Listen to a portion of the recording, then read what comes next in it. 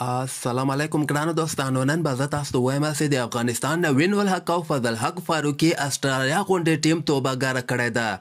دغه نن چې کومه لوبه ترسره کړله اوس یې دغه یو بیټینګ ترسره کړه چې په دغه لوبه کې د افغانستان نوین الحق او فضل حق فاروقي یو په زړه پورې بالنګ نندارې ته وړاندې کړې ده. که تاسو هم د دغه بالنګ خوښ سوی دغه ویډیو هم در سره حتما لایک کړئ او لاندې په کمنټ کې نوین الحق او فضل حق فاروقي زنده‌باد در سره ولیکئ. زه به تاسو ته وایم چې استرالیا غونډې ټیم د افغانستان ته صرف 1.8 رنزه ټارګټ ورکړی ده.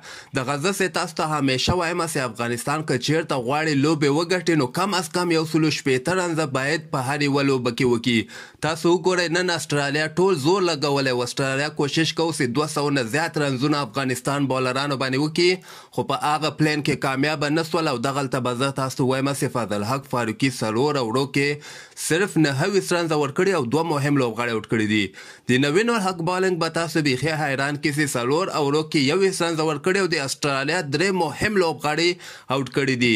مجيب بیا په دغه لوبه کې زیات رنزونه ورکړي. څلور اوړو کې 240 رنزه ورکړي یو لوبغاړی اوټ کړی. رشید خان هم څلور اوړو کې 29 رنزه ورکړي یو لوبغاړی اوټ کړی. ګلبدین صاحب 3 اوړو کې 1.5 رنزه ورکړي او محمد نبیم بیا یو اوور کې 14 رنزه ورکړي.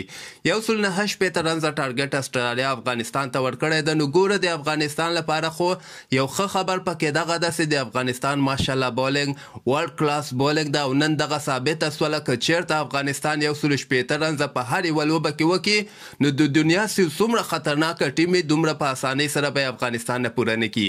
تاسو هم خپل نظر لاندې ما سره په کمنټ کې شریکولی شئ.